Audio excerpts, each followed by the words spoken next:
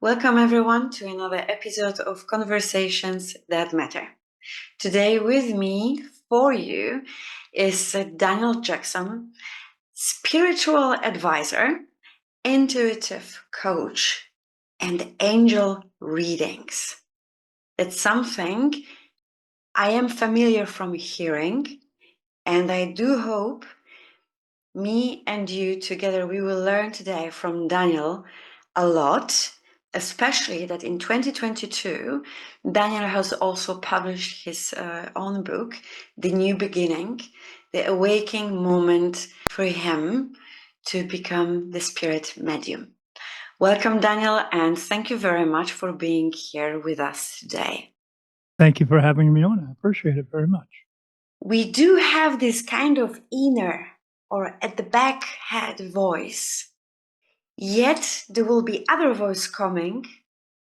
I call it from heart, the emotional voice, and we follow that path rather than intuition. What I have experienced, if I listen my intuition, this first coming voice, usually it's a right choice. Correct. What is all about the intuition?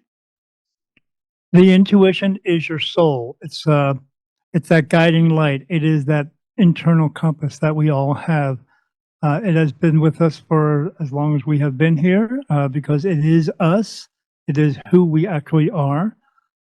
It knows us better than anything else in this world. It knows us better than anyone else knows us in this world. But we have to learn to listen, trust, and follow through with what it's guiding us to do. We don't always do that. We always go with the outside sources that we hear from other people or things that we have learned in this world.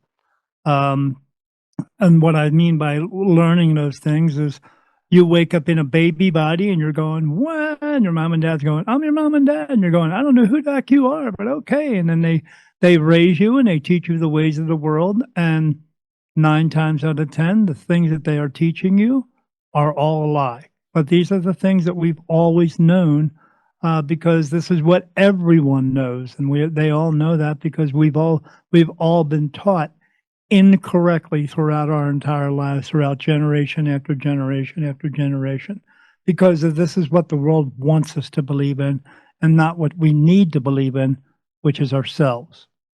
And ourselves is our intuition. That is your soul trying to guide you in this world so you can find out what's best for you to do in this world and not just by the advice of other people. But it's learning to listen, trust, and follow through with that. And people have a hard time with that. They have a hard time because they are taught not to believe in themselves. They are taught not to have any trust or any faith within themselves, to do anything for themselves. The world wants you to believe that you need to rely on them for everything. Through the sociological environment, we have been equipped with this kind of style of thinking. So following the other people's voices. Yeah. At the same time, we are limiting our own potential, our own ability to understand who we really are. And you mentioned about listen, trust, follow.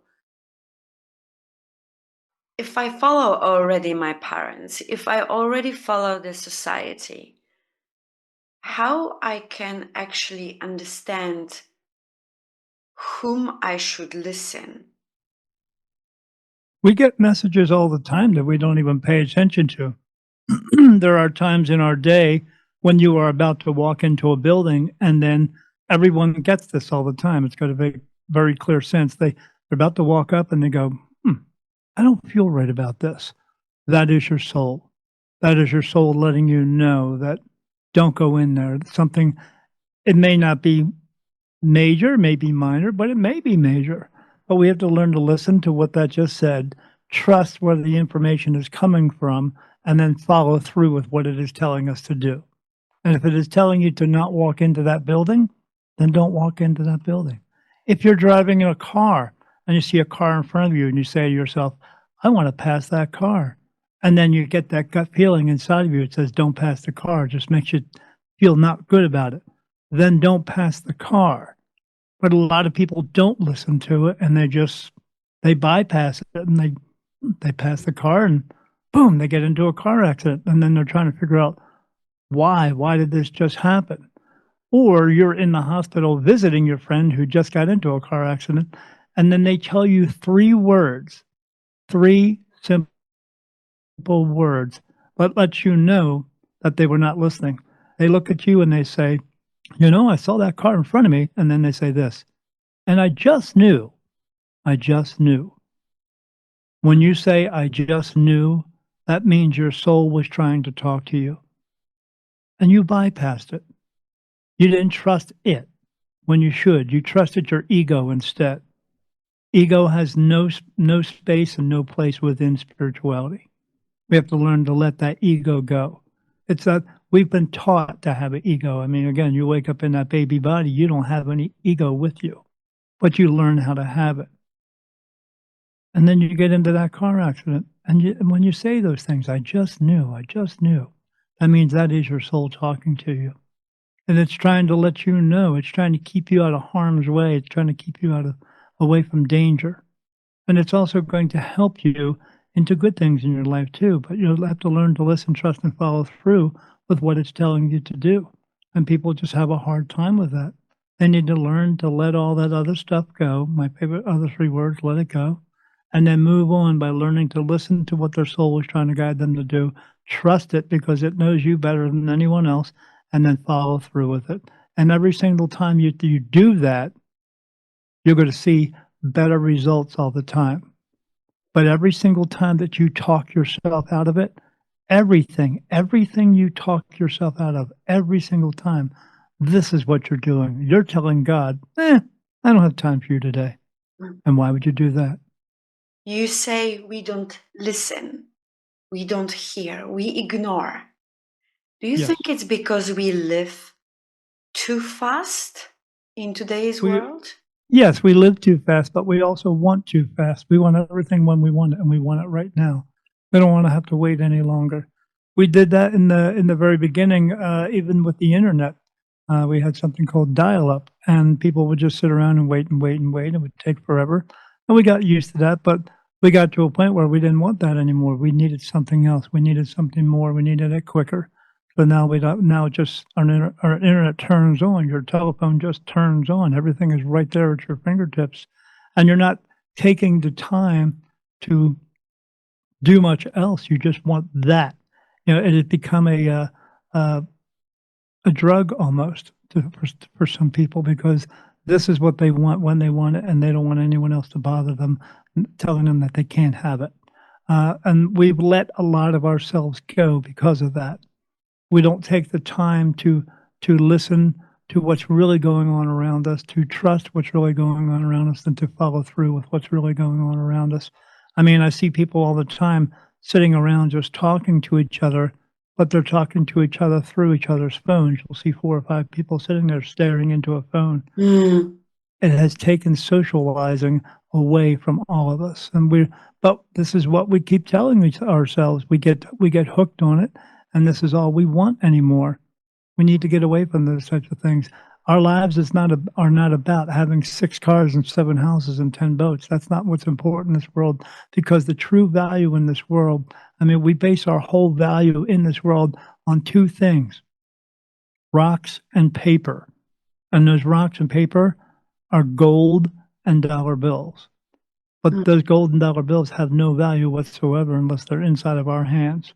So what does that mean? The true value in this world is ourselves. And we've lost that now because we value other things more important than we value ourselves. And why do we do that? Because we listen to society. You know, the thing is society will tell you one day to wear this type of shirt and next day to wear this type of shoe. Well, what's going on is they are telling us they are dictating everything to us.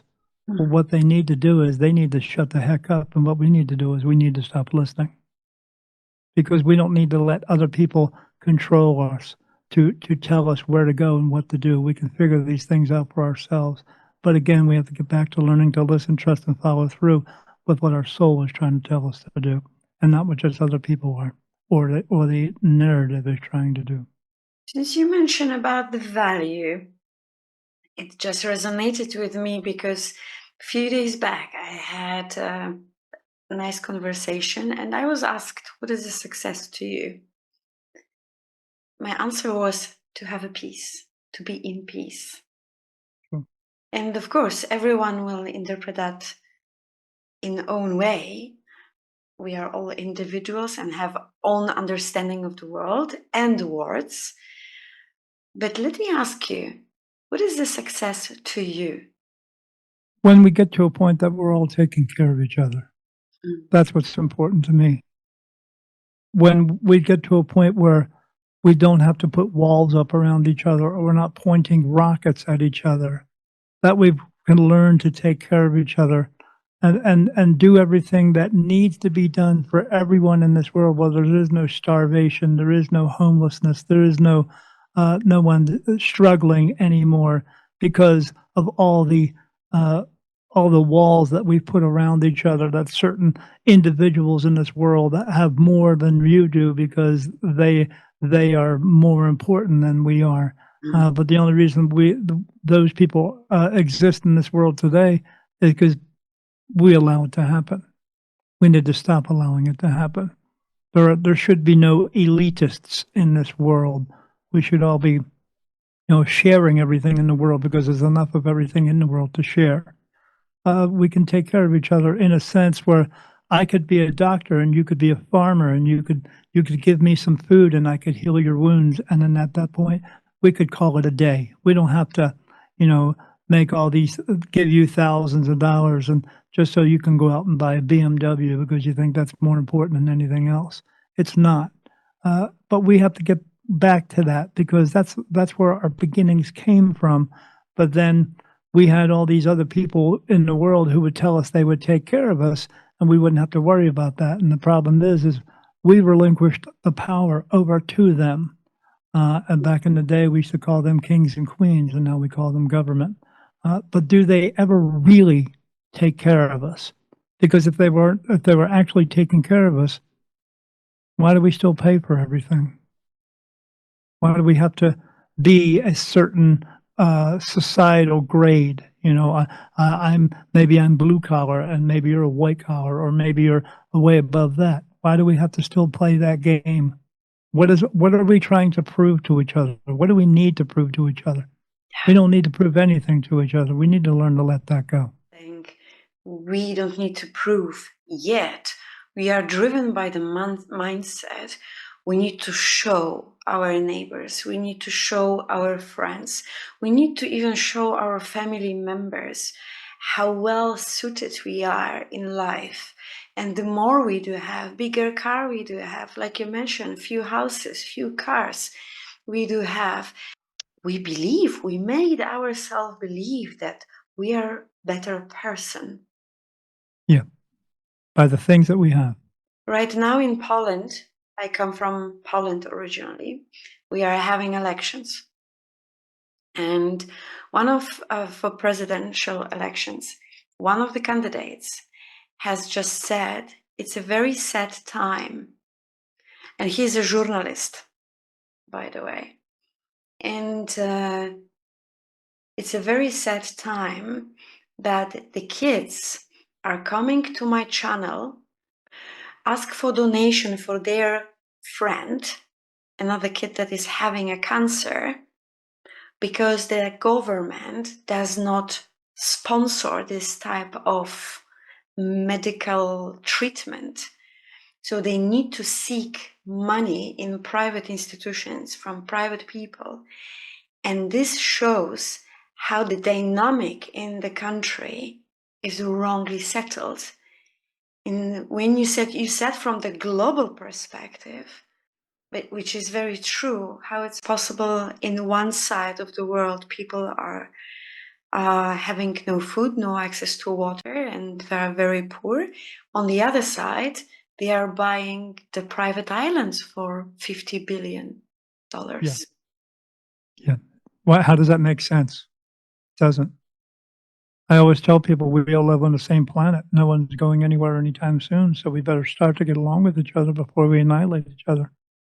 That's what we're headed to, because we value things more than we value each other. When are we going to figure that out, that we're in this together? We have always all been in this together, so when are we going to figure that out? Why is there a difference, just because we have different cultural ideas and cultural beliefs, that we have to be separated from each other in this world? Because that's one thing we always continue to do, is we learn to segregate ourselves from ourselves. But we're all people. We're all beings in this world. We are all energetic light beings in this world, here to learn how to do things. We are here to learn lessons, and we are here to fulfill a purpose. And everything you do in your life is a lesson. If I pick this towel up and I put it down, that's a lesson. If I pick it up and drop it, how do I learn that lesson? Well, the next time I'll grip it a little bit tighter. But everything you do in your life is a lesson. You're never not going to learn lessons. But the true reason why we're here, why we keep returning, why our soul keeps returning in these bodies all the time, is because we don't fulfill our purpose. And our purpose is not becoming a doctor or a lawyer or a teacher. Our purpose will be filled by being one thing in this world, by being human. And our purpose is that we are here to help each other just for the sake of helping, not because you can, but because you should, in a way where you're going to do something for someone in a physical way that they can physically not do for themselves, or you're helping them to figure it out. But not even just people. We are here to help everything, all of God's creation.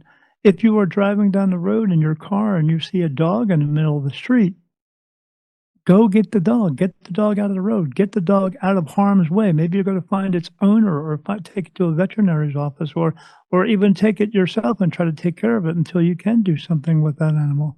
That is fulfilling your purpose. But we do have some people in this world who look and see that dog and say, "Oh, I don't have time for that dog today. I'm late for work." Well, if you're late for work, get up earlier. It's pretty simple. But yes, when you do those types of things, that is what's going to get you your golden ticket to go home and stay home and not have to come back and do this again. But people don't. They don't want to take the time. They don't want to make the effort. You see people, you go through a store and you're just about to walk in the door and someone's coming towards you and they start bobbing and weaving it, and you look at them and, why are they doing that?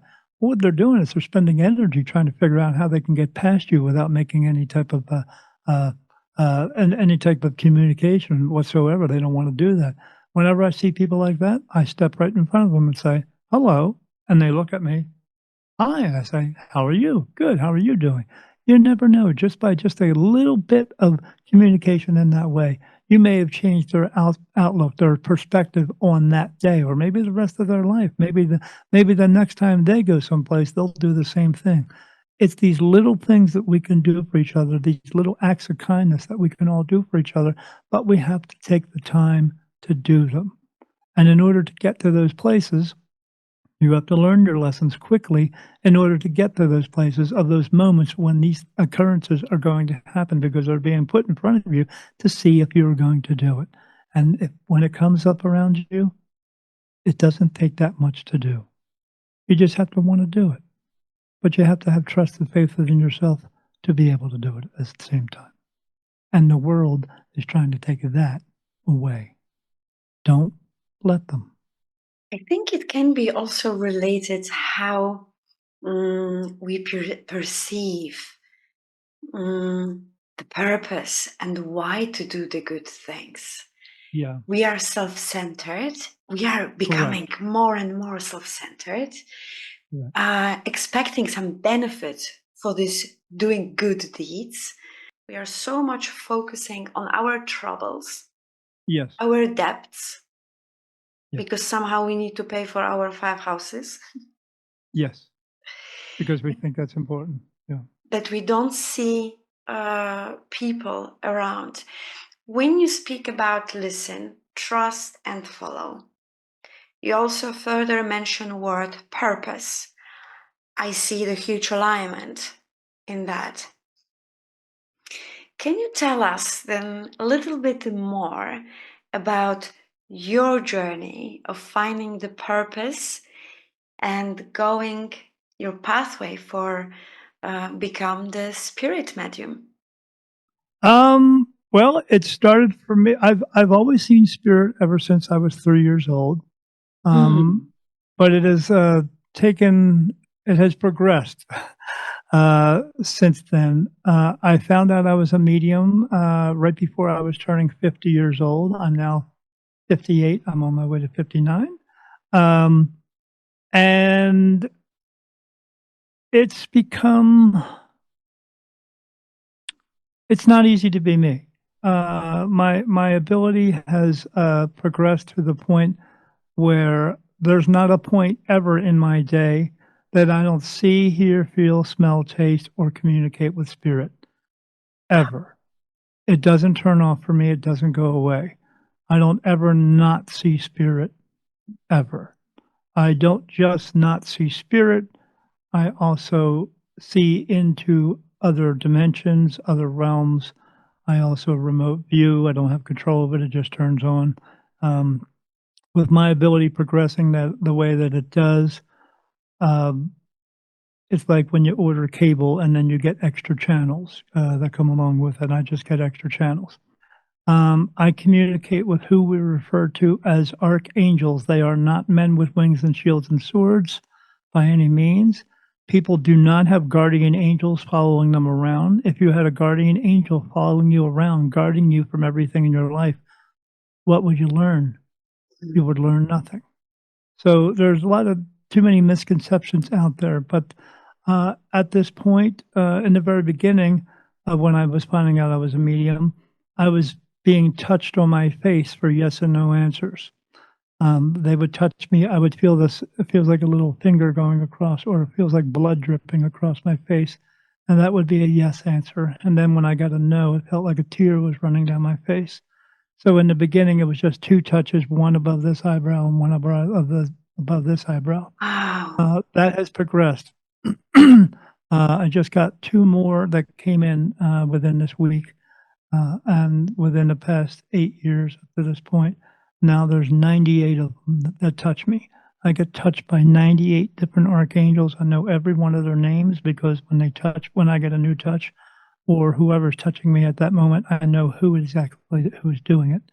Um, and then they also put thought into my mind at the same time. In the beginning, when they were putting the thought in, it was 5% of my day. Now it's 94% of my day. So I am more or less no longer me so much. I am more them than anything else. It is now to the point where it's in there so much and coming in so much, flowing at that same time. It is though it is my own thought. There are sometimes I check with them and say, "Did you just tell me that?" And then they touch me on my face for yes. But it has been a progression for me of learning that and learning to, again, listen, trust, and follow through with everything that they are telling me to do. They guide me throughout my life to a point, even when I would wake up in the morning, I would pick up I'd take some medications, and I would pick up a pill bottle and look at it. All I have to do is look at it, and then they touch me, "No." I go, "Okay," and I put that pill bottle down. I pick up the next one, they touch me, "Yes." I pop it open, and I take the pill. That's how I live my life with everything. Even if I'm driving down the street on my motorcycle, I ride motorcycles, I'll see them in front of me. I see these little white petals next to me. I see them right now. They're right here.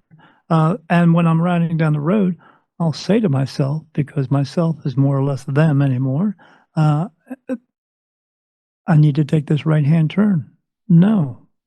Well, you don't want me to take that turn? No. What do you want me to take the next turn? Yes. I go and take the next turn. What's gonna happen at the other turn? I don't care. I know that they are looking out for my best interest, but we can all do the same thing at the same time. Everyone can do this, not in the same way that I am doing it, because this is something that I was chosen for, but we can learn to listen, trust, and follow through with what our soul is doing us. And the more that we learn to do that, the more often it will happen for you, where you can ask questions all day long and get answers for them. But yeah, this has been a progression for me. It took a very long time for even myself, uh, waking up to this and learning to trust these answers that I was getting, where the information was coming from, and learning to trust it and then follow through with it. Not follow through with it the next day or the day after that. If they give me an answer, I follow through with it when they give me the answer because they're looking out for my best interest. And things have to happen right then and there, now, not 2 weeks from then, now. And that takes a lot of ability to learn to be able to trust that. And that was a big hump for me to get over because I had been just what we would figure as a regular human being for the past, 49 years, and then this came on, and that was a big hump for me to get over, but I learned how to do it because I knew every single time that I did follow through with everything they told me or brought to me, it came out just great. So it took a long time, but now I'm just to the point where I'm I'm so far into it, I don't ever second guess anything. They give me something, I move forward. They give me answers for other people, I give it right to them. No matter what the answer is, I give it to them. I don't hold anything back.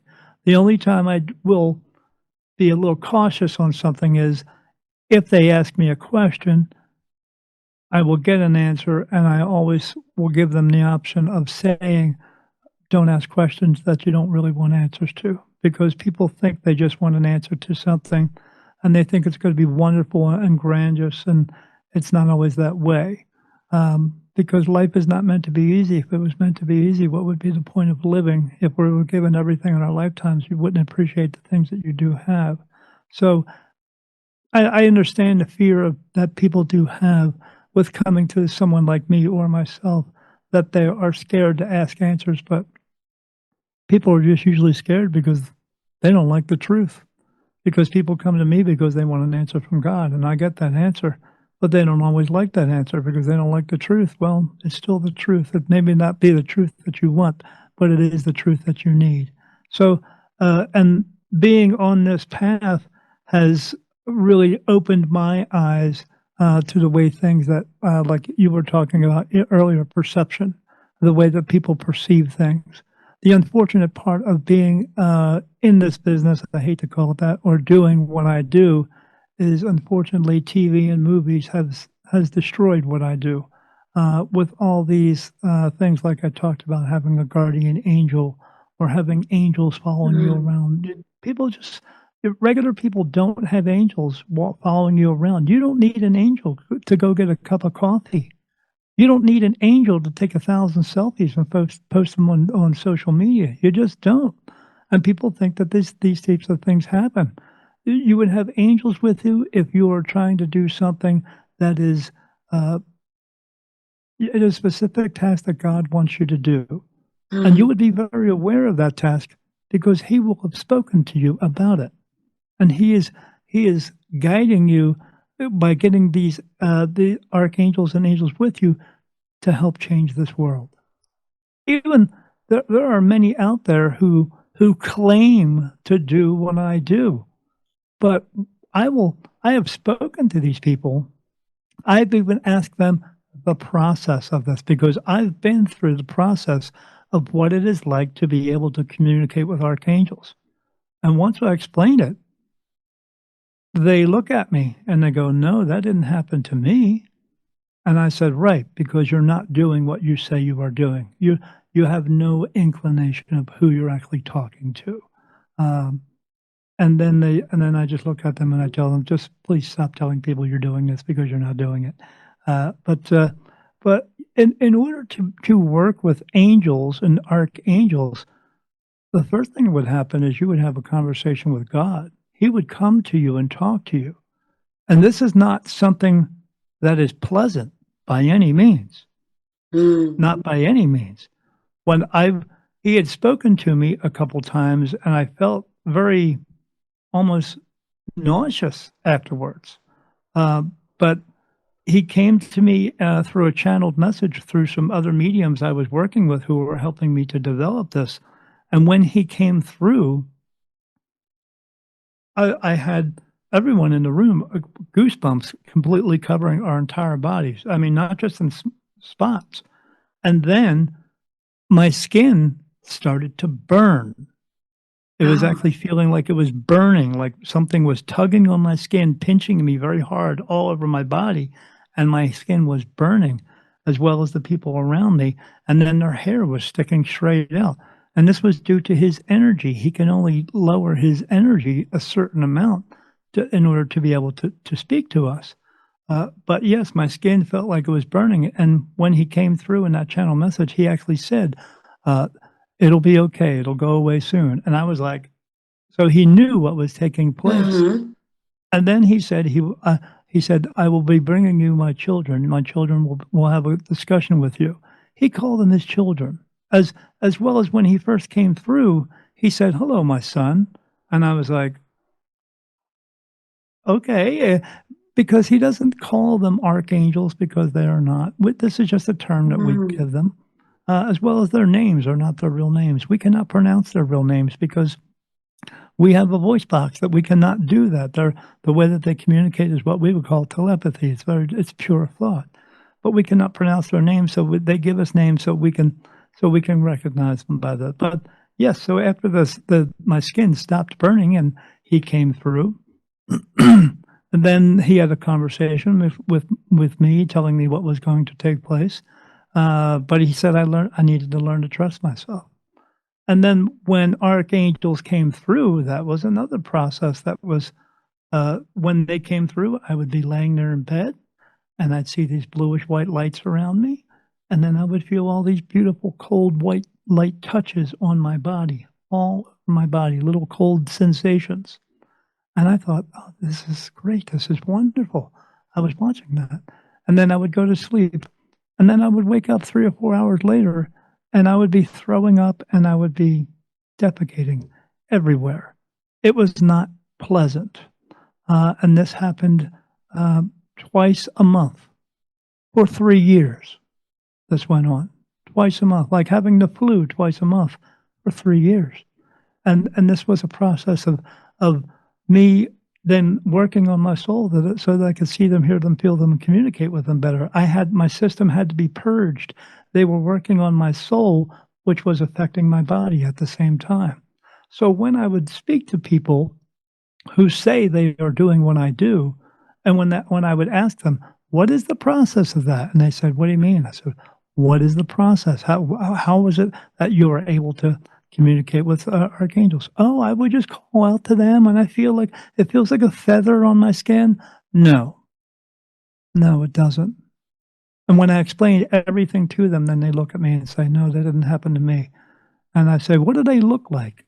"Oh well, they're these just beautiful white light beings, and they're glowing purple and blues." Mm. No, they do not look like that. When I see archangels, I said, "Explain to me the details of what their faces look like." "Oh, well, I can't really see their faces." "Well, then you're not communicating with archangels, because when I see archangels standing around me, I see 8-foot praying mantises standing around me. I see some beings that look like birds. I see some that are humanoid, but not quite human, and I see some that I can't even describe to anybody because there's nothing here to equate it to. They are not men with shields and swords walking around and protecting people, because Mm. they are not coming in to heal you, because archangels don't do that, because there's one true fact in this world. It doesn't make a difference if you fall off the top of a building, get hit by a car, get COVID, or even, suicide. When it's your time to go, it just is. People die every day. 130,000 people die every day. They're not gonna save you from that because they know that they can bring you back. They know that you'll have to come back and complete your purpose. So why would they save you from that? Because if they save you from everything, what would we learn? How would we learn to take care of ourselves? How would we learn to heal ourselves? How would we know to look out for each other or to make better decisions for ourselves? So, yes, these are not magical beings that are going to come down to fix your life.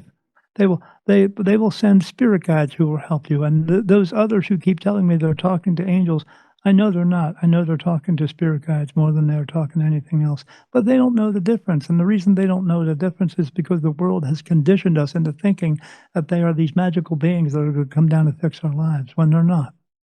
So it's hard. It took a long time and a long process for me to understand these things. But the only way I was able to understand them is by them telling me everything. That has been a long process, and it is still ongoing all the time. But it is my job to go out there and to help people to understand what is actually and truly taking place, of why we are here and what is our purpose, and to learn to listen and trust and follow through, and stop looking at these fairy tales that people are telling us all the time, and we are being told all the time, of why we are here and what is our purpose. It is my job to get people to listen, trust, and follow through, and to wake up and to stop believing in the things that we've been taught our entire lives as being the truth, when that is not, absolutely not the truth. When you were talking about the people who claim that they do similar things that you do, that they are connecting with angels, They say that they are and not. it reminded me also a person who also is doing some rituals and connecting with angels and saying quite a lot. Angels are all the time around me, and I'm seeing when I'm going into the meditation, I am seeing various colors of rings, and that means that I'm going into the different dimension in connection with angels. No, Is this something how it works? it is absolutely not how it works. We can't even, people, they want to, their ego comes in. Their ego comes in because they want the highest of high beings to come in and help them throughout their lives. They want to bypass their own soul. They want to bypass their own spirit guides or their spirit animals, and they want to go straight to the top, because they believe, like we were talking about earlier, like you were talking about, how the people who go around and want to help everybody in this world, but the only time they want to do it is when they're standing in front of a camera. They need the recognition. I am a simple person. I am on my journey to connect better with the purpose of my life. And I believe I'm doing well. I understood the voice coming from God. Is I do have my story with God. So, and then definitely, of course, it's not the same level. I never heard actually this pathway: listen, trust, and follow. Like I mentioned, I hear and I learn to follow immediately with no questioning. I still do some mistakes, but I'm learning. No mistakes. And coming back to that person who's claiming about this significant connections with angels, at the same time, I find it fulfilled with inner anger and not having naturally calm mind toward other person. If there is unexpected situations happening, there is no peace that manages the situation. It's anger, storm, negative, very, very negative posture is happening. And I never questioned this connection with angels, but I question how it's possible. Here you are fulfilled with this angelic feeling, connection, and here you are angry and judgmental towards other human being. Correct. Is it possible? No, it's not possible possible to exist? No, it's not possible. No, that anger, that all that stuff, that's ego again. They feel they are better than other people. Again, it's the same thing as being an elitist at the same time. They think they are better than everyone else. And and they get angry at anyone else that challenges them at the same time. Uh, I'm not challenging those people who say they are connecting with archangels. I just know they're not, because they are not telling of the same experience, and I give them a chance to do that. But they I won't say the word fail because there is no failure, there's no mistakes, and there's no right and wrong in this world. There's only what works and what doesn't work, but they tell me more things that don't work than things that do work for them. When I see that, I know they are not speaking to who they claimed who they are. Uh, there's more of a possibility when they're coming at with everyone with anger. They are speaking to spirit who are not good spirit, and who want to control people and have power and control over them. And so those people absolutely are the type of people you should question, because uh, angels are all about positivity, about being good and being and loving each other in this world and taking care of each other in this world. That's what they want us to do. That's what God wants us to do. But when we come at each other with a very beginning statement of, "Oh, we're all supposed to take care of each other and love each other," but then turn around and start being angry with everything, then that is absolutely not someone who says they are doing what they're doing. They are saying that to get you in the door so that they can have power and control over you. That's why they do it. There are many of them that do it. We became somehow the prisoners of today's world, Yeah. the commercial life style. We want more all the time. Yes. We want to spend 6 more figures. money. We spend even more than we have. Right.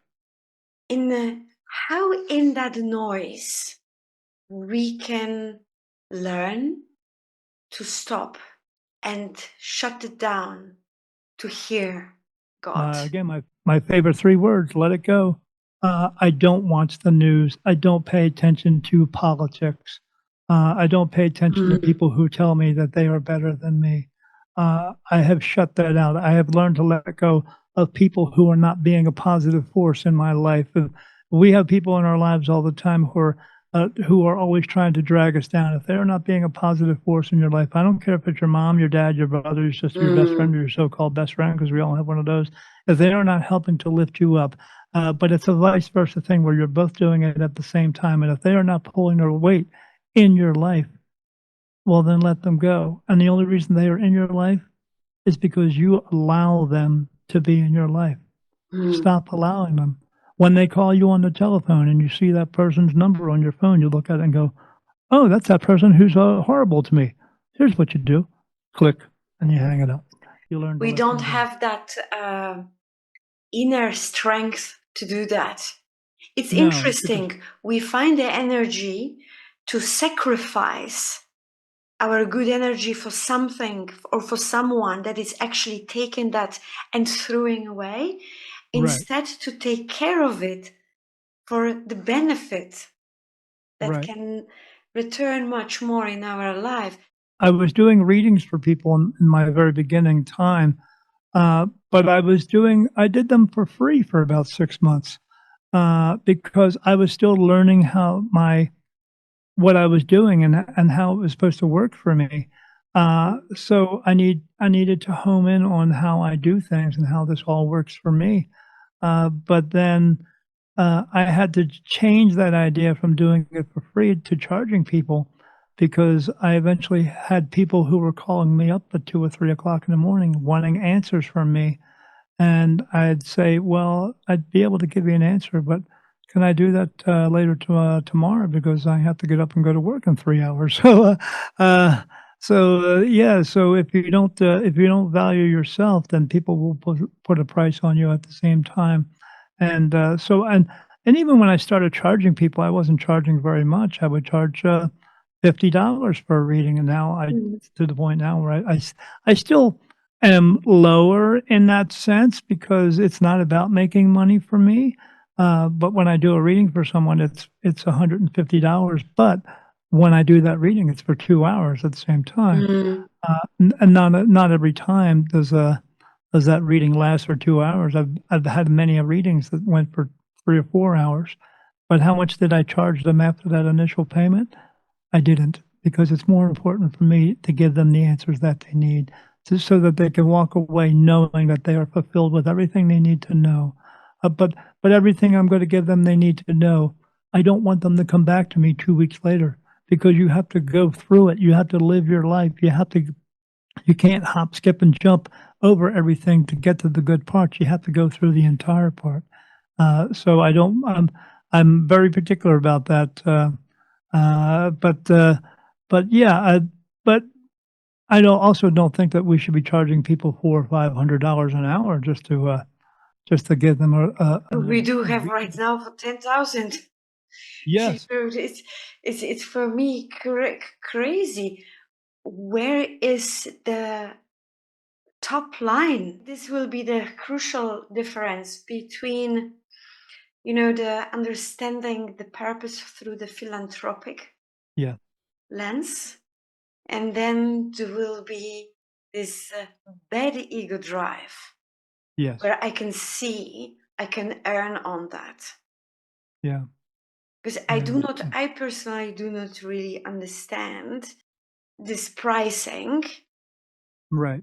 Quality really better, All depends on how you perceive that quality as well. right? So some people I do readings for, and they get these big wow moments, and some people get readings that the whole entire reading is a wow moment, but it's not. But they just don't quite understand it. So even when I do a reading, most of the time when I do them now, I do them via Zoom, and I do it that way so we can actually record the session for them. And then when we get done the session, we send the session to them. That way they can go back to it. And hopefully they can get through all my dumb jokes, because I have a lot of dumb jokes and stuff like that, and all this information, because I have to bring a little bit of comedy into it as well, because so it helps them to understand what they're actually getting.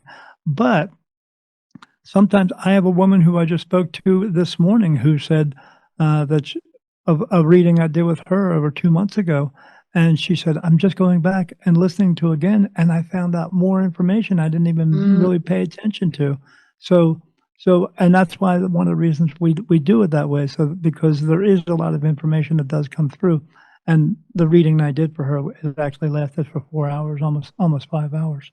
The but yeah, there's always a lot to it, but people are always worried about the bullet point answers, because they have certain questions that they ask, and sometimes they get 3 or 4 answers within that question to something else. So, but they're always only they got that, focus. I'm just focused on that one thing that I asked. Can you give me answer to my question Yeah, that I'm giving you? No, this is not my question.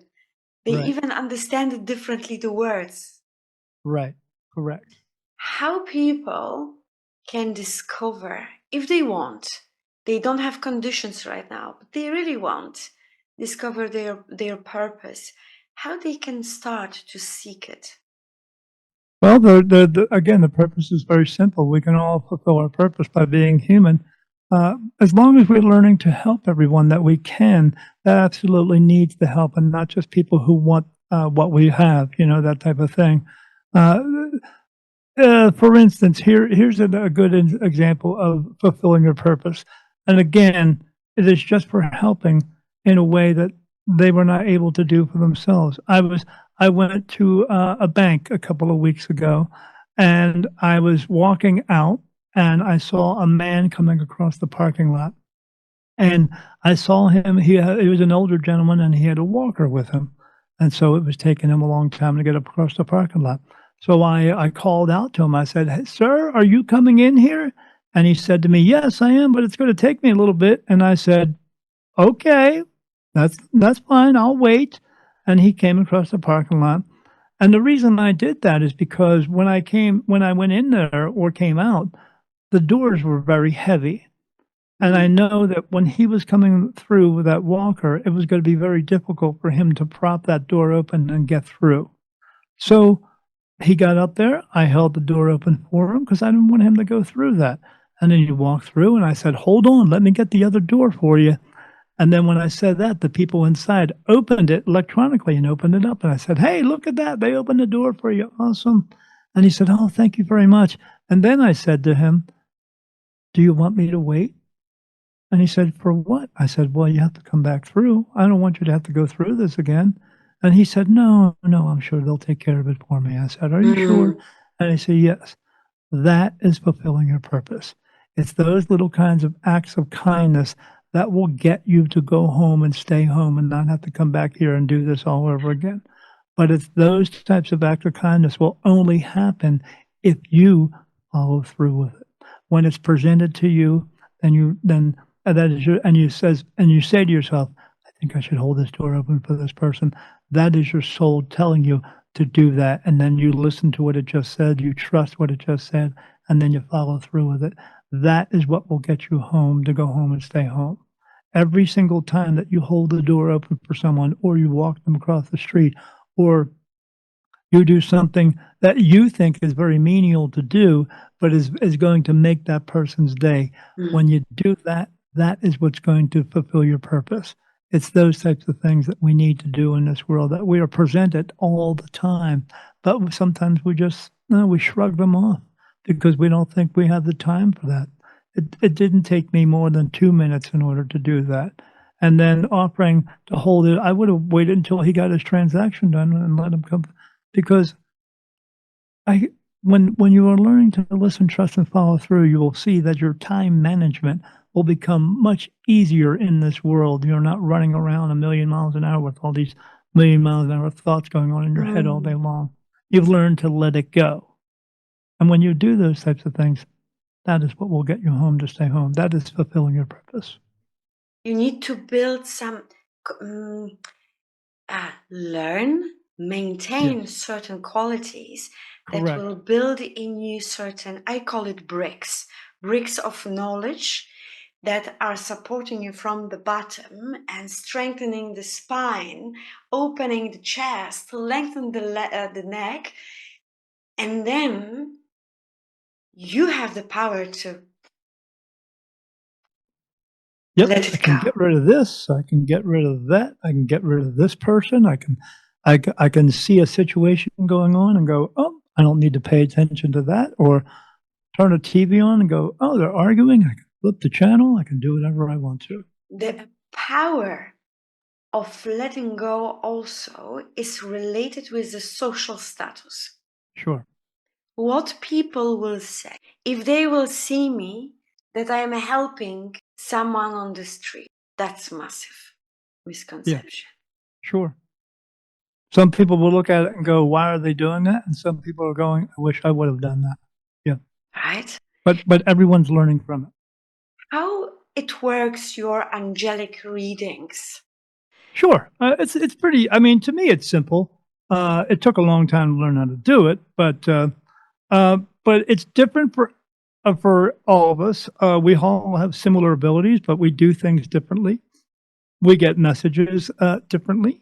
Again, I get touched on my face for yes and no answers, but I get touches all different all over my face, and, so I rely on that as well as they put information in, but the very initial part of the reading is I have them sit in front of me, and I give them my little talk, and I always tell them, "I can only tell the truth one way. I can't tell it 50 ways until one way suits you." Meaning, if you ask me a question and I get you the answer, that's the answer. If you don't like the answer because you don't like the truth, well, that is your problem, not mine. I tell Mm. them as well, I communicate with archangels, not men with wings and shields and swords, but they are beings who are bringing me answers, so that I can help people. The way that came about is my initial thing that I do that I don't get paid for is I cross spirit over into the light, and spirit asks me questions, and I need to be able to get answers for those spirits. So I ask archangels to give me the answers. Tell the spirit back, and then I help them cross over. No matter who is speaking to me, whether it's a person or a dog, I hear everything in as English. And then what I do from that point is I tell them, please hold my hand, and they hold my hand. And I always have to tell them, grip it a little bit tighter, and they hold my hand, and then I close my eyes. And then I watch what happens.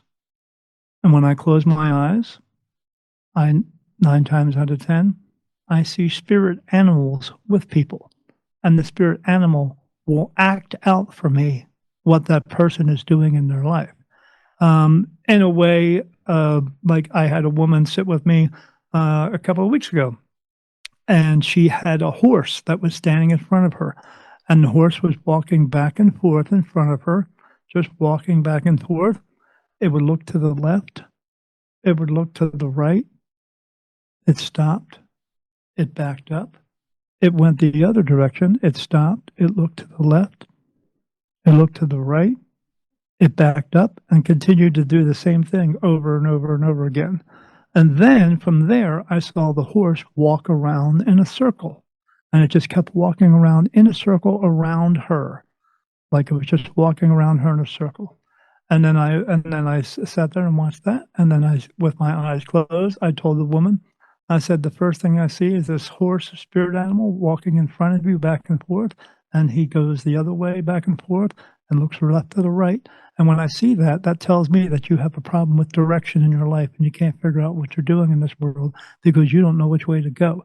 Because every time you try to make a decision, you talk yourself out of it. You look to the left, you look to the right, you think about it, you think you can't do that, or it's not going to work out for you that day, and then you back yourself up and you go in another direction, and then you end up doing the same thing. You talk yourself out of it, looking back and forth. So you have a problem with direction in your life, and you can't figure yourself out, and that's why you don't have any motion in your life of moving forward in the direction that you think you need to go. Then when I see the horse walking around in a circle around you, that tells me that you've put a wall up around yourself and you have a trust issue with people, and you don't trust anybody in this world. And then when I open my eyes, they're usually crying, and this woman was crying because I get it right. She said, "You're right." She said, "I'm having a problem with direction. I don't know where I'm supposed to go in my life anymore." And she said, "I don't trust people. I've had so many issues with people in my past that I don't trust anybody anymore." And then I'd help them to figure that out. And that's what I get initially. And then after that is when they start asking me questions. Now, I'm going to be very blunt in this next segment. I hope you. Am I allowed to say curse words or no? You can tell me. I can say it differently. What kind of words? Curse words. Curse words. Yeah. I'll keep it to a minimum. Okay. Then the woman said, she asked me a question and she said, "Am I going to have grandchildren?" And my answer was, "Let me ask." "No." And she said, "Well, is there anything more to that?" I said, "Oh, you want the long answer?" She said, "I do." I said, "Here's the reason why you're not going to have any grandchildren. Because those souls are not meant to come through your daughter's body." Now, she didn't tell me whether or not she had a son or a daughter, but I told her, I said, she's not meant to have, those souls are not meant to come through her body. I said, meaning your daughter has some medical problems that are keeping her from having any children. But the true reason of that is because those souls are not meant to come through her body. And we want to blame it on medical reasons. But I did say, but your daughter has a condition right now that is detrimental to her life. Even so much so that they won't even diagnose her with what the problem is. I said, but I know the problem is going to have an end result that your daughter is going to pass away very soon. And she said, "How long is very soon?" I said, "Your daughter has 8 years. She only has 8 years left on this world." Which is good for her because I know she's sick and tired of being sick as she is. She's sick all the time. I said, but here's the thing. Even if your daughter was going to have children, the problem with that is your daughter's her illness that she has, she would not physically be able to take care of these children. So you would have to take care of them, and your daughter's going to pass away, meaning you would get the children all the time. And she said, "No, I don't want that." Yeah, she said, "I don't want that." I said, "Well, don't worry about it." I said, "Your daughter's not meant to have any children. Plus, your daughter cannot physically do it because even though you keep bothering her about this, she cannot do it to the point where even if she tried to have children, it would cause her so much physical pain and ailments even more that it would not be a good idea for her to even try." but I know that you continuously ask your daughter about grandchildren." And she looked at me and she said, "Yes, I do." I said, "So, here's what I want you to do." And she said, "What?" I said, "What I want you to do is the next time, that you think you wanna have grandchildren and you wanna bring this subject up to your daughter, here's what I want you to do. I want you to shut your mouth. I want you to leave her alone and stop bothering her because she doesn't deserve the type of behavior that you are causing, towards her. Mm. She doesn't deserve this anger and grief and guilt that you are causing her all the time because she is not physically able to do this, and it would cause her a lot of pain. Here's what I want you to do.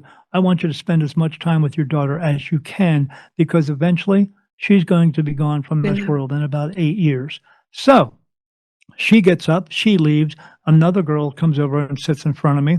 I have her do the same thing, I hold her hand, and when I do, I saw a white horse in front of her, and I saw what I know to be archangels that actually are archangels around the horse, petting the horse, and holding and hugging the horse and giving it kisses, and then telling the horse to come this way, to let Mhm. her know that she was leaving soon.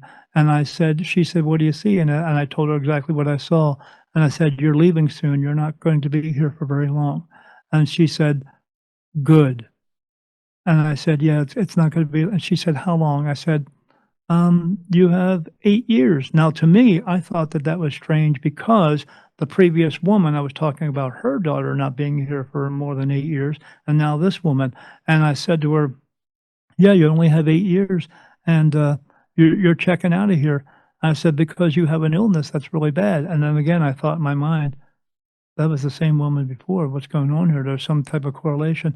And I said, "This illness is very bad for you, isn't it?" And she said, "Yes." She told me that she went into the kitchen, the previous year, and she walked into the kitchen, she bumped into a table, and it broke her leg. And I said, "That is serious." And she said, "Yeah." I said, "They won't even diagnose it for you?" And she said, "No, they won't tell me what it is." I said, "Well, you don't want them to tell you what it is because they will give you a bunch of medication that will cause you a Mm. lot more problems too." And she said, "Yeah." She said, "That's I think so too." And she said, "But I'm leaving soon." I said, "Yeah, you have 8 more years to get out of here." And she said, "You know, that would be great, except for the one thing." And I said, "What's the one thing?" And she said, "I wish my mother would stop bugging me about having children." And I said, "Oh, is that your mom back there?" She said, "Yeah." I said, "She won't bother you anymore." And she Ah. said, "Good." And she stood up and thanked me for that. That is the type of reading that I do. She was happy that she was leaving soon because she was in such agony just walking around in this world. Even though she still has 8 years, still, she knows there's Mm. a light at the end of the tunnel for her, and that light is she will be going home to stay home, because she doesn't have to come back anymore. You were mentioning about people are afraid to hear the inner voice. Like with the lady that you have seen the horses in a circle or the direction. Somewhere I believe we know, We do, but we we don't wanna know, focus on that. but we struggle to let that inner voice We do. guide us, We do. to lead us. Why do you think people are struggling with that so much? Because they don't want you to have any trust and faith within yourself to get those answers, because society wants you to believe that you can always rely on them to heal you, that you can always rely on them to take care of you, and that is always they who say they can help you do everything in this world, and you should rely on that first, because they want you to go to doctors, and they wanna try to see if they can find a cure for you. Maybe they should just let everyone go when it's their time. We have people when you have someone who just came in from an ambulance, into the hospital, and what are they trying to do to you first? If you are completely out, they're trying to resuscitate you. Maybe it's just their time to go. Mm. And then you try to resuscitate them. People don't even know when you're resuscitating someone, in order to get the heart pumping again, they actually have to when they're pressing down on your lap, they break your ribs. So now, not only are you recovering from possibly going, but now you're also recovering from those broken ribs at the same time. And do you think that's pleasant for someone who's 70 or 80 years old? Because I don't think it is. So, so again, we have the world constantly telling us that we need to be here, but the only reason they want us to be here is so that we can continue to line their pockets with money, so they can get money from the insurance companies, or they can get money from you working 40, 60, 80 hours a week, so you can always constantly put money into the system. That's what they want us to do. They want us to they want us to know that we should fear our deaths, and so do everything that you can. Go to the gym and eat healthy and take care of yourself, and do all this and do all that, to do everything that you can to stay alive, and the only reason they want you to stay alive is so you can line their pockets with more money. That's what they wanna do, because the only people who are concerned with your death are the people who are going to make money off of that as well. But and that's the problem in this world. We listen to them too much, where we need to listen to ourselves more. Because no matter what you do, when it's your time to go, it just is 130,000 people die every day. We're just waiting our turn, that's all. When it's your I time to like go, that. it just is. Yeah. There's 2 rules in this world. As long as you pay attention to the rules and listen to the rules and follow the rules, then you will learn to love yourself and the people around you more. You will love them, and you will love the situations and the relationships that you have and all the special events that you have, and you will appreciate those things more. And rule number 1 is people die every day. And rule number 2 is you can't change rule number 1. When it's your time to go, it just is. And if we were learned to figure that out, we would appreciate our lives and the lives of everyone else around That's us so true. more than we do now. Stop paying your respects at someone's funeral. Pay respects to them while they are still here. There is a saying, Confucius. What does it mean to be Ren? It means loving people, loving Yes. others. And, if you are looking at other person that is imperfect, you don't like it. Right. You call it stupid, but suddenly you look at that person and you are having this inner peace that there is no negative emotion in you, judgment, when you look Correct. at that person, Correct. but just acceptance. You are just, I don't know, 10,000 tones lighter in your Yes. soul, happier, free, and you just walk away. This person suddenly doesn't disturb you. You love that person. You accept that other human Yes. being. Absolutely. That's the I beauty of say that. life. Yeah, I say that all the time. When you see somebody walking toward you, and maybe they have on a different pair of pants or a different shirt, and maybe you like it, maybe you don't. But you know what you do when you look at them? Look at yourself next. Take a self inventory of yourself and think of all the things that you've been through your entire life, all the hard times that you've been through all your life. And then when you think about that, look at that person and think to yourself, you know what? I bet they've been through some things too, because everyone's been through something. And then you say to yourself, "You know what? I have no reason or no will or no want to judge that person. I don't need to judge that person. I can just bite my tongue and walk away." Or I can say to them, "Hey, how are you? How you doing? How's your day going today?" I can approach that person with a positive attitude and learn to know that I can do that for every single person on the face of this earth without having to judge them at all. That's what we should do. We should look at each other in a different way. But the reason that we look at each other in the way we do now is because we've been taught to do that. We've been taught to separate ourselves That from each our other. existence belong to the view other people are having about us. And this is very Yeah, sad yeah. because we have much higher value than that. Yeah. Oh, much higher. In the same way, even with Jesus, we were all created from God, from a part of Him that makes our soul a divine soul. Everyone is a divine soul, not just Jesus Christ. Everyone is, and He was here to let us know that, we are all brothers and sisters of each other. We are all related to each other, and He was here to let us know that we can all take care of each other and we could share everything in the world because there's enough of everything to share. Again, like I could be a doctor, you could be a farmer. We could do that type of thing and then call it a day. We could take care of each other. But as the people who were in power and control, the kings and the queens who saw that and said, we can't have this guy on the street because if he's out there, then he's taking our power away. He's taking our control away. He's taking all of our taxes and all of our money away, because he's telling everybody, we don't have to live under power and control anymore. We don't have to. We can share everything in this world, and we don't have to pay for anything in this world anymore. We can just do it all together, just for the reason of just because. And they saw that, and they didn't want him doing that. So what they did is they put him on a cross. He was not the first to be on there, nor the last. And then they put him in front of everybody, and they tortured and murdered him in front of everybody to make an example out of him. They started with crosses, and then they put everybody in shackles after that. But that didn't last very long, because they put Jesus on it, and now they want you to wear that cross around your neck. Every time I see somebody with that, I always tell them, why would you wear that around your neck? Because you're wearing a form of punishment around your neck. Why would you wear a form of punishment? That's not a representation of Jesus Christ. Jesus Christ is a representation of Jesus Christ, and he did not die for your sins. So every time they want you to wear that cross around your neck, it is not to remind you of what Jesus did for you. It's to remind you of how much power and control they have over you. He was on that cross for a moment. Everything that embodies Jesus Christ and everything he was trying to do for everybody was prior to that. They only made an example out of him because they didn't want him doing what he was doing anymore. How was that? Despite there is one book, the one direction of belief, right, there will be various cultures, various lands, and the practice of that religion will vary.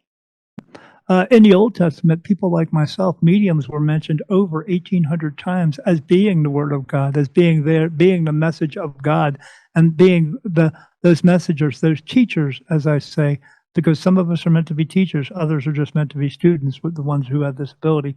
But we were teachers back at that point, and then they wrote the Bible, and then it all changed, and then they were told that you are no longer allowed to speak to us. Yes. So if you have an Old Testament or the Bible, or what's that other one, the King James Bible, he didn't like the Bible so much he wrote his own Bible, and people will actually follow it. I don't get that either. But so if you have all these testaments and Bibles and all that stuff, and but if you notice, they all have different ideas and they all have different opinions. Which one is correct? None of them. None of them are correct. You know what? There's only one thing you actually truly need, and it's within you all the time, and that is the love of God. And that cannot be described by a book. You feel that within you. You know that is within you, and you know it can help guide you in this world. Learn to listen, trust, and follow through with that before you listen to any of that other stuff. I think that's really a beautiful, and definitely inviting, really, for reconnecting, to have some me time.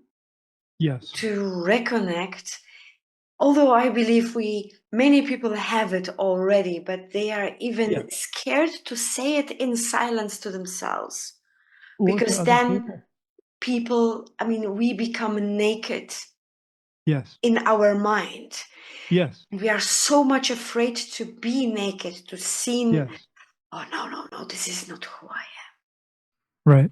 They're so afraid to reveal their true selves, not only to themselves but to everyone else, because they are afraid that they will be ridiculed by others. But you know what I do? I don't care what other people think. I don't care what other people say. I know the true value within me, because people do not give me my value. God gave me my value. So when people say to me, "Oh, this is what you're worth," I say, "No, you didn't give me my value. God gave me my worth." So knowing that God gave me my worth, if you're going against that, you're going against God. And I don't think that's a good idea for you to do. So have a great day. Life can be simple, yet how much we can complicate that. And that's why I keep coming out here and doing what I do. So to help people to learn to let go, to help them understand that you don't have to listen to what other people are saying to you all the time. Again, if they're not helping you and they're always trying to drag you down, let those people go from your life, and get your people who accept you for who you are by everything that you do. Because there are some people who are horrible, who have been horrible in my life. I've learned that I don't have to have them in my life, but I can just accept them for who they are until they decide to change, because everything you do in your life is a choice. Everything. And I may say something to someone may say, "Well, what do you feel about that person?" And I say, "Well, I don't like that person. They're not a very good person." And then they would say, "Why would you say that, being a spiritual person?" I said, "Because that's their choice to be that way. They can choose differently." But until they do, I don't have to surround myself or have that kind of person in my life, not until they make a better choice. But again, that choice isn't a religious choice. It's just a choice of knowing that I don't have to be horrible or mean to other people or anything. I can choose to be better. I can be the best version of me that I can be. And that is learning to accept everyone for who they are.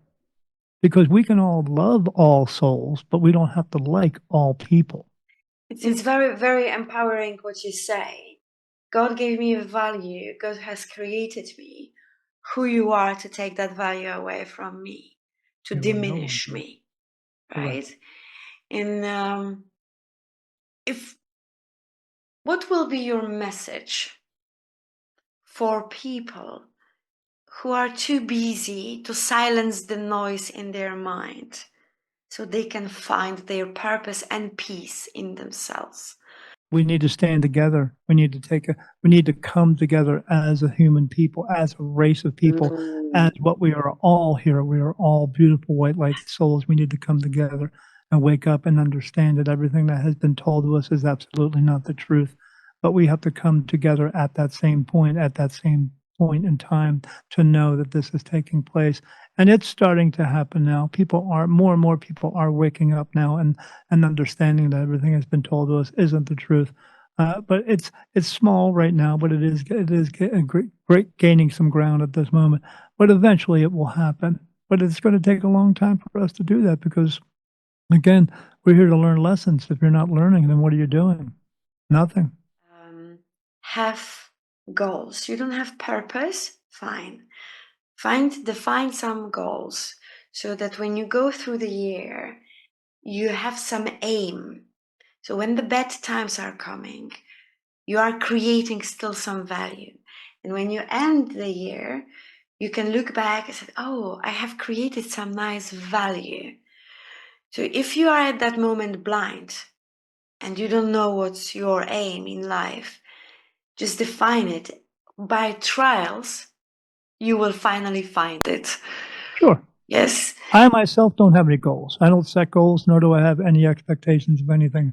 I wake up in my daily day open to open my mind, open my heart, and open myself to all possibilities of whatever comes my way. I will handle it at that moment, at that time. Because the only reason I don't set goals, or I don't have expectations or anything, is because I don't want to be disappointed by anything, by the things that I set that I thought I needed to have. I will know what I need to have throughout my day as it is brought to me. That's very interesting, actually. Expectations. It's a very challenging subject. Like you said, I don't have expectations not to be disappointed. Right. Yesterday, I was saying about some, related to what does it mean success to you? And usually people are listing materialistic things. Are you equipped with the right tools to handle unexpected situation when all those things are gone? When you learn, sure. When you have, well, again, there's no right and wrong. There's no epic failures, and there's no mistakes in this world. There's only what works for you and what doesn't work for you.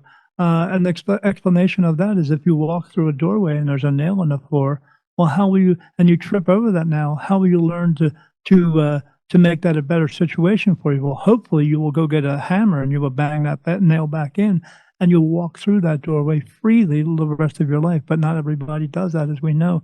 Some people trip over it 4 or 5 times, but it takes the 4 or 5 trips for them to finally figure out, this is not working for me. Maybe I should do something differently. In a sense, where I had a woman one time ask me during a reading, she said, Daniel, the last guy I went out with was not very good to me. Neither was the one before that or the one before that. And I said, well, what's the commonality between the 3 men? And she said, what do you mean? I said, well, there's something common there, that you you saw within all three of them that you liked? And she said, well, they all had brown eyes and dark brown hair. And I said, okay, well, how about next time you go out with somebody who's a blonde? How about you try something different? Because there's that same saying over and over and over again. That is, if at first you don't succeed, well, try again. Well, try once, and if it doesn't work, try again. But don't keep trying 4 or 5 or 6 or 7 times. Maybe you should just try to do something else instead.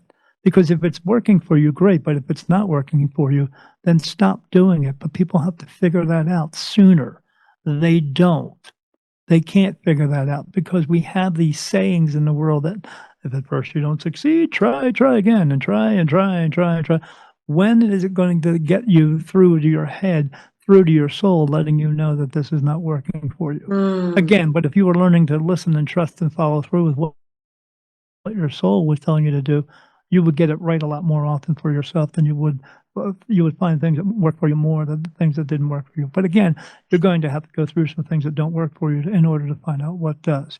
But when you learn to listen, trust, and follow through with what your soul is telling you to do, the good things will happen more often. And then you won't be put in those situations of the bad things anymore. Message for those who are experiencing the momentum of waking up, those people who are maybe finding themselves on the pathway as you are. My favorite thing to do is meditation. Meditation is going to help you to train yourself in order to wake up. Meditation is you slowing yourself down and enabling you to take some space and some time for you, enabling you to clear out your mind of all those things that you have going in your mind a million miles an hour. It does take practice in order to do meditation, but once you do it, once you're able to get in that space of where you're able to let go of everything, you're going to enjoy it so much.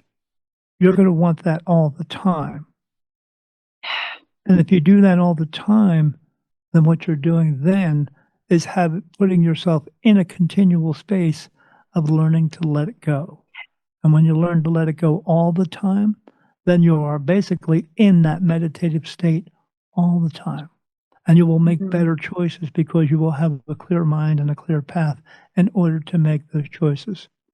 Because you need to clear the path yourself. No one is going to do it for you.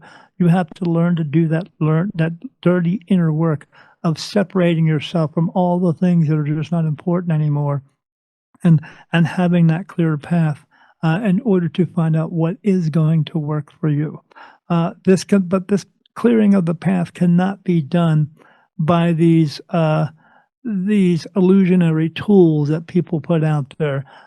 You can't using crystals and using sage and using these sacred geometry tattoos. They are not going to clear the path for you. You have to clear the path yourself. When you have people around you who are not lifting you up or always dragging you down, get rid of them. When you're driving in your car and you see a situation going on that you cannot physically do anything about, keep on driving. Stop paying attention to that. Stop paying attention to all that stuff because what it's doing is it is a distraction for you. They don't want you to believe in yourself, and they don't want you to have any trust or faith within yourself to do whatever you want to do. They don't want you to have a clear path because they want to cloud your path all the time with ideas that they want you to do and not what you want to do for yourself. But if you can learn to do that, you can start by doing that in meditation. And then once you get into that space, you love that space there because your mind is so open and free for understandings and for ideas, then you're going to want to do that all the time. And you can physically do that all the time by letting go of all these situations that are around you that are not important and not paying attention to them. Maybe get back to yourself and get back to nature and getting back to understanding of why we're here and what our true purpose is. When you can do that, then you'll have a better understanding of who you are and what is your reason for being here and why we're all here together. Because if we weren't meant to be here together, there wouldn't be 7.5 billion of us. There would only be one. But that's not the case. We're here to do this together, which means We are here to take care of each other in this world together. The synergy, right? You are a doctor, I am a Absolutely. farmer, and we create the synergy. We can serve each other.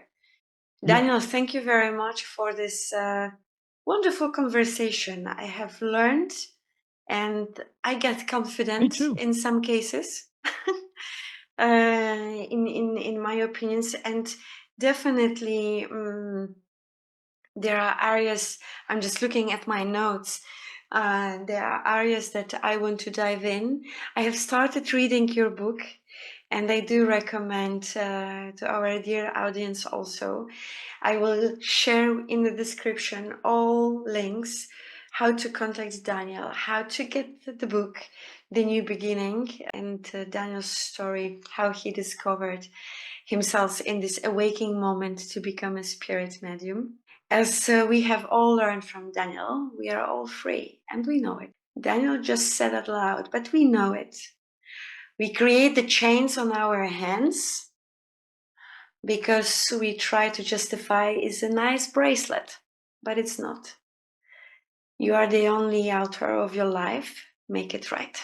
Thank you very much for watching us. Daniel, thank you. Thank you for having me on. I appreciate it. I enjoyed the conversation.